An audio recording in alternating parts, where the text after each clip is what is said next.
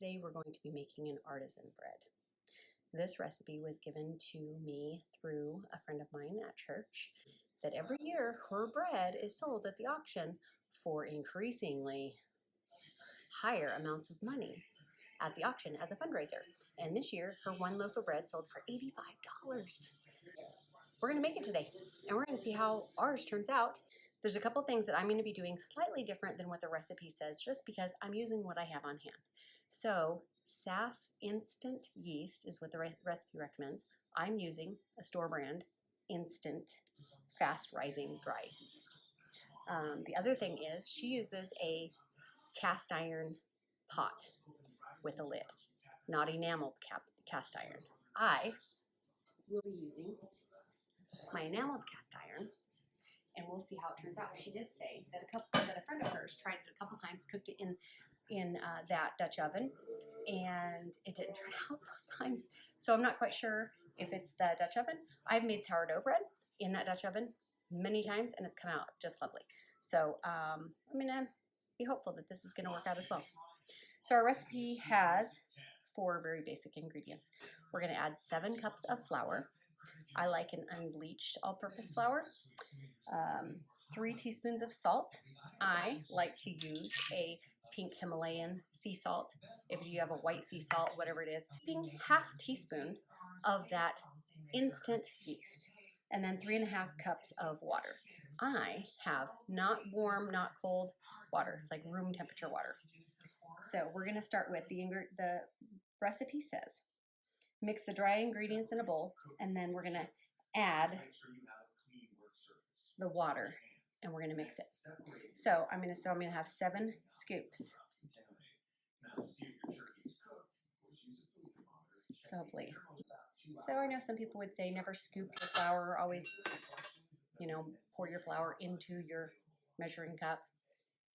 I haven't had much bad luck doing it with my sourdough bread, so we're gonna do it. But I didn't like cram it up against the side or anything like that. I just loosely scooped it out and leveled it off with the back of a knife. So there's 1. I'm gonna put 7 of these in here, and I'll be right back. All right, and this should be number 7. So over where you can see what I'm doing. So I'm just kind of scooping it, and then I just slide it off with the back of the knife. And 7.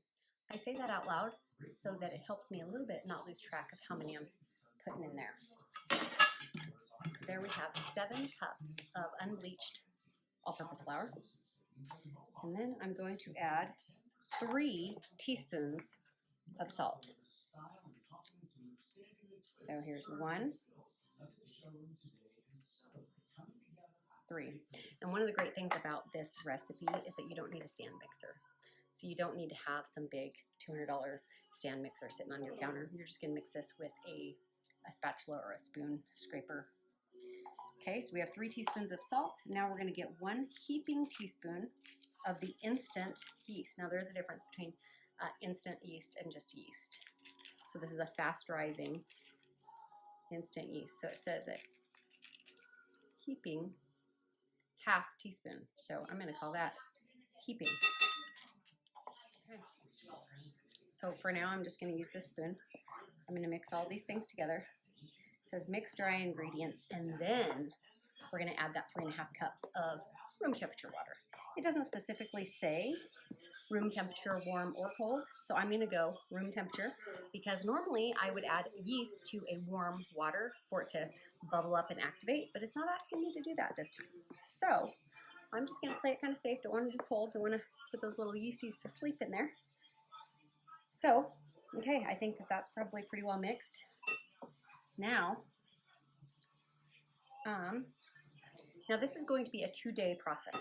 I know that sounds terrible, but you're going to see that actually doing this part is, overall, the whole time is going to be 30 minutes getting this ready, and they'll fold it over a little bit tomorrow and get it in the pan or in the Dutch oven, and then you're going to cook it for 50 minutes.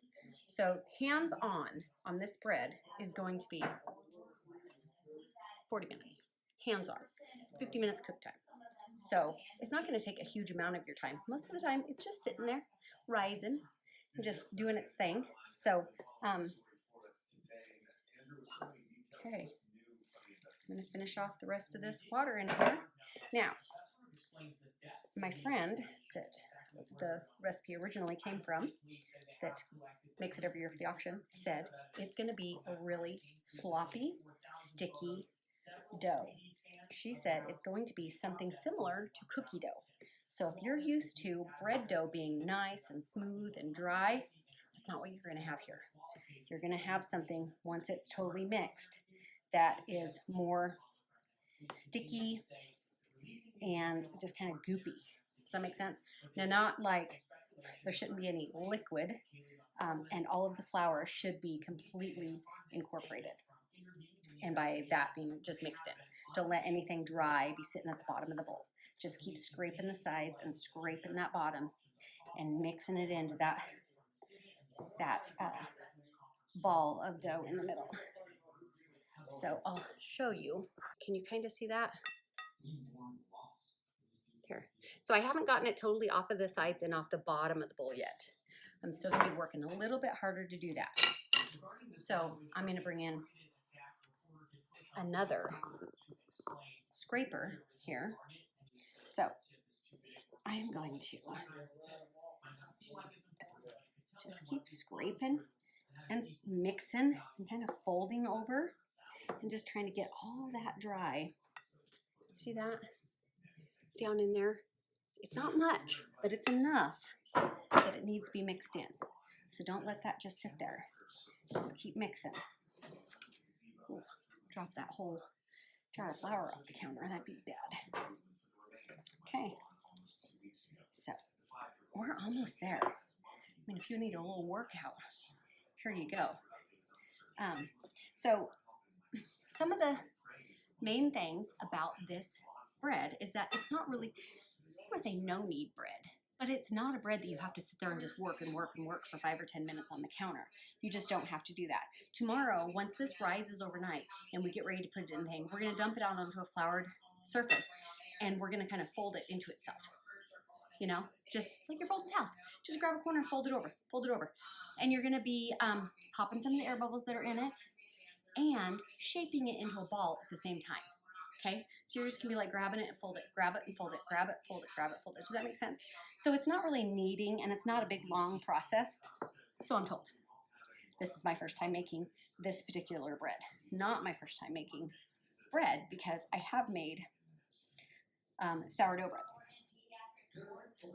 And if you'd like that recipe, I could sure show you how I do that one. Okay, so I'm gonna say that this is pretty well good.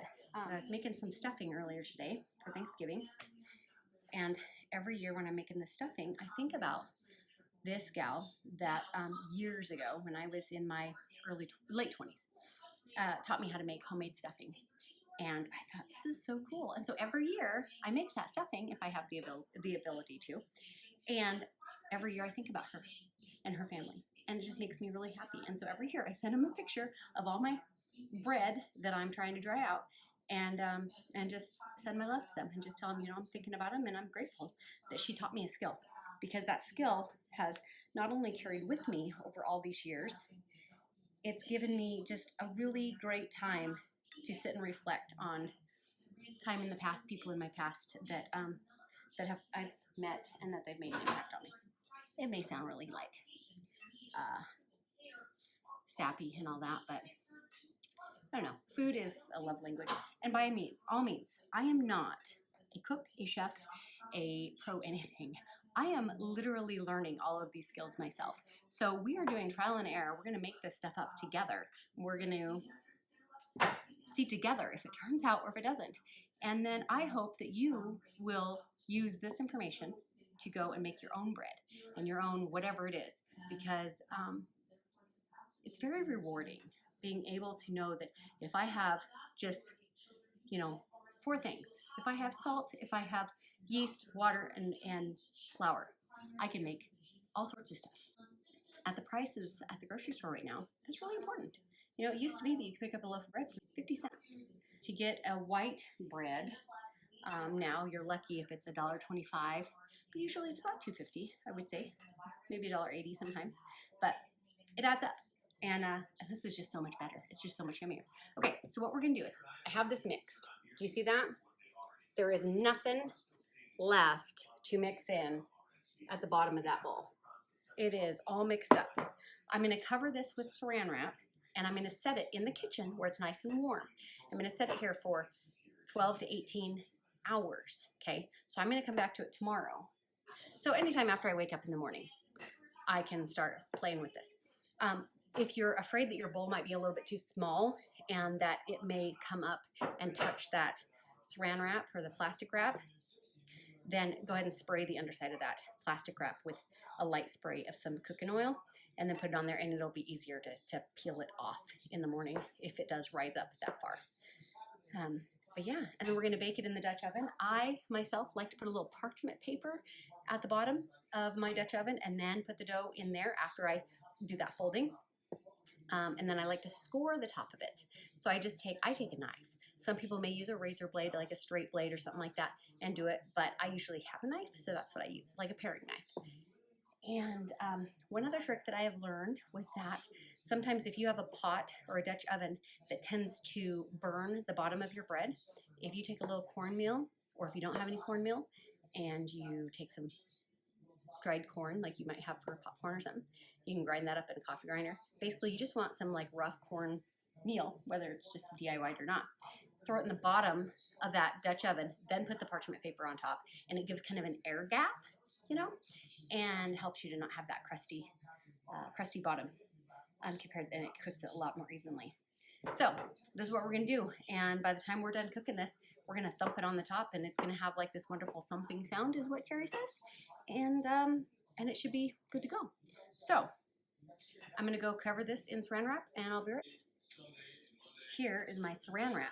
So I pulled it off of the roll and stuck it to one edge of my pan, my bowl. But I'm going to spray the bottom of this. It's a pretty big size bowl, but I just want to make sure that that it doesn't stick.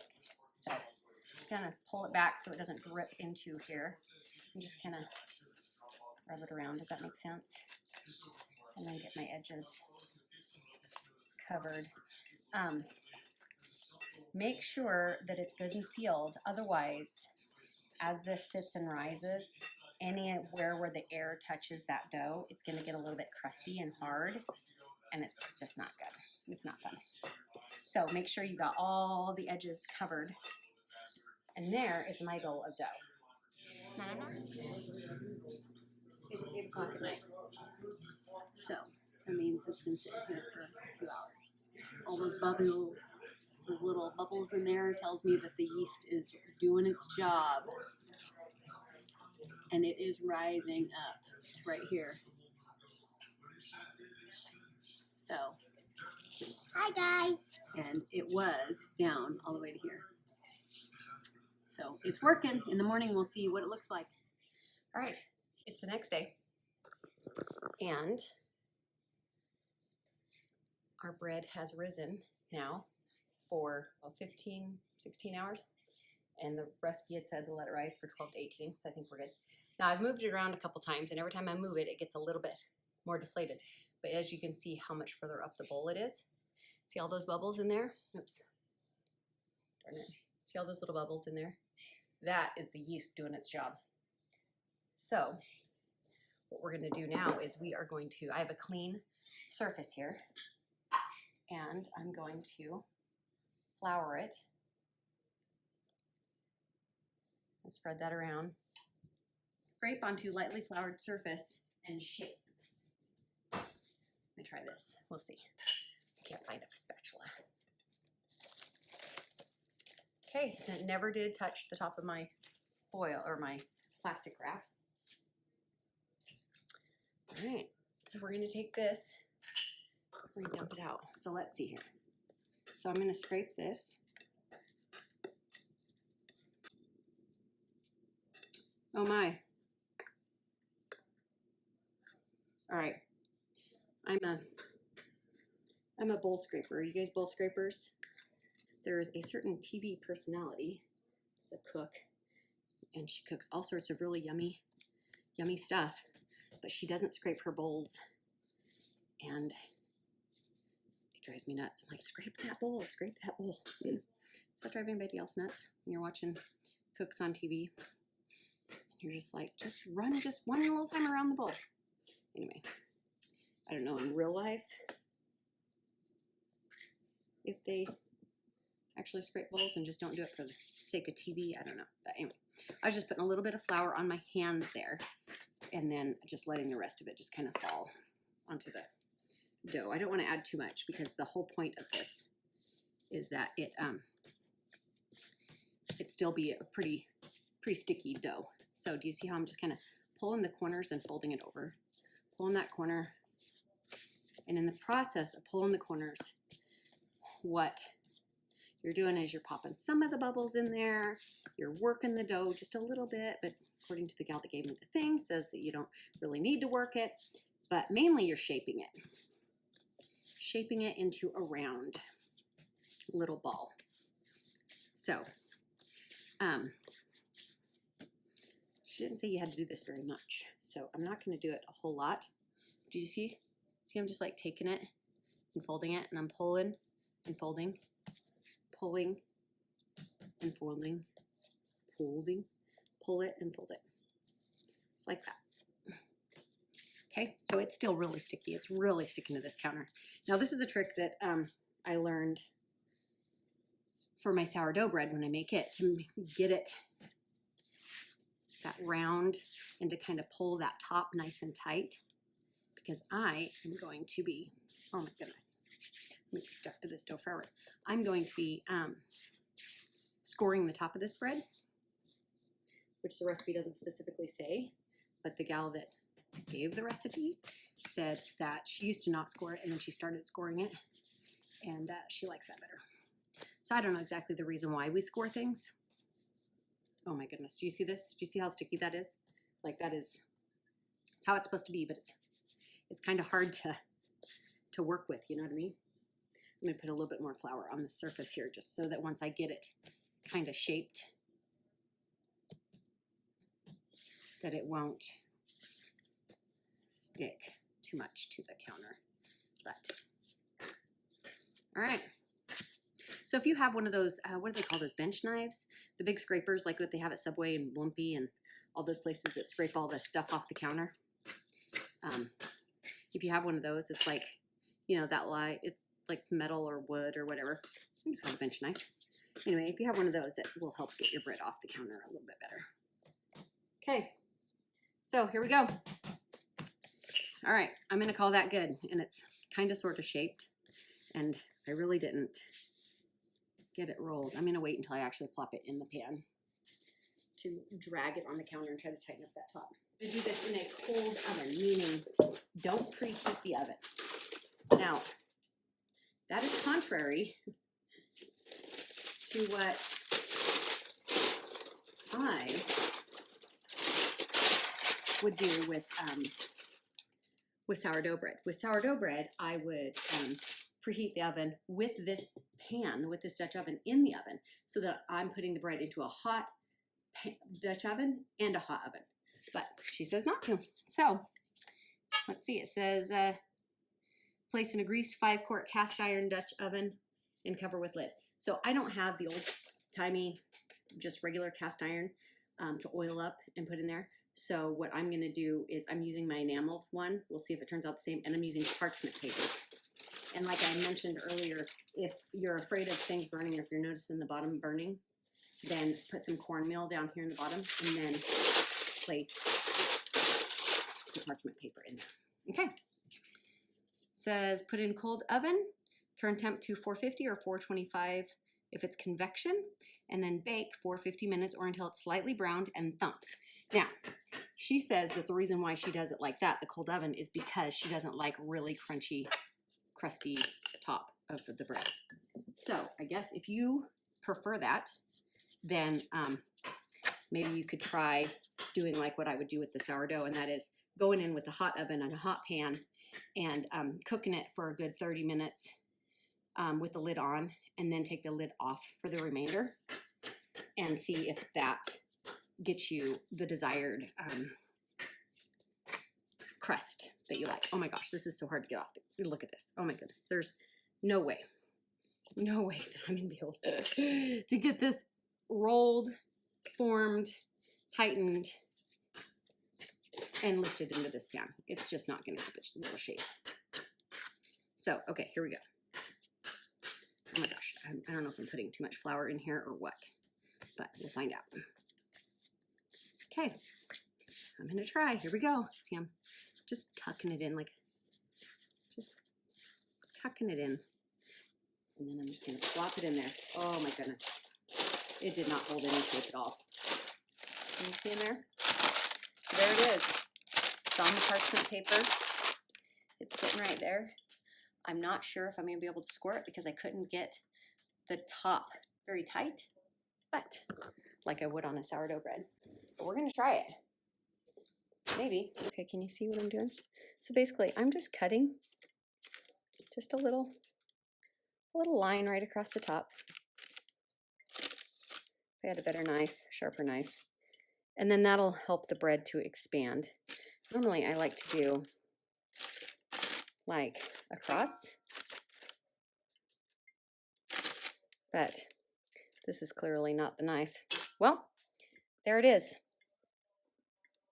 It doesn't look like much, does it? Let's pop it in the oven and see if it does anything. Lid, super important. I don't worry about if my parchment paper is sticking out or not. It gets a little crispy if it's sticking out of the pan, but I don't worry about it. And that parchment paper is going to help you lift that bread out and be able to not stick to the pan. Pop this guy in the oven. Can you see what I'm doing here? Pretty simple. So it says cold oven, so I ain't gonna worry about it. And my mother-in-law has a convection, so I'm gonna cook with the convection today, but otherwise it would be 450 in a regular oven, and for 50 minutes until slightly browned and thumps. So when we like knock the top of it, it'll kind of have a hollowy type thump. So, and if you want the crisper crust, I would imagine that if we took the lid off in the last 10, 15, 20 minutes of cooking, that you could get that kind of top. That's how it works with sourdough. So I'm just assuming. Like I said, we're just guessing together. We're just trying to try this stuff out, see how it turns out, realize that sometimes we can learn these things and they just turn out fabulous and we do really well. And sometimes they just don't. And sometimes we have to tweak things, or we just got to move on to a different recipe because, you know, it just doesn't work. So this is 50 minutes in the oven, the bread. You can't really see my score marks at all, but I didn't expect it to be very pronounced. Here is what we're talking about, that thump. Anyway, I would like it to be just a smidge crustier. So I'm going to take the lid off now. I'm going to put it back in for just another 5 minutes and check it. Okay, so this is the bread out of the oven. My Dutch oven was oblong, so it came out a little longer than round. But the bottom, not burnt at all, thanks to the parchment paper, and I didn't need any cornmeal in the bottom. The top is looking like that. Now, one thing they say is if you're going to eat this loaf like right away, and you're going to eat the whole thing, like you're going to sit down to dinner and you know your family's just going to devour this, then by all means, let it rest for 20 minutes or something, and then cut into it while it's still warm and eat it, and it's so good. But if you're not going to eat the whole loaf, then wait for it to cool quite a bit before you cut into it. They say that it changes something with the texture or the something in there, and it just doesn't have as good of a texture over time. But if you're going to eat it all in one sitting, you just start eating it. Good stuff. Very quickly, I'm just going to show you what this bread is going to look like on the inside. Let's see if we got, whether you get bubbles or not, it's totally up to you and how much you knead it. Look at that. That's a good looking bread right there. Like I said, let it cool long enough that that it'll keep better and something with the texture. I don't know. Google it. I just know to let it cool unless I'm going to eat it all, and then there's nothing better than just eating that whole all at once.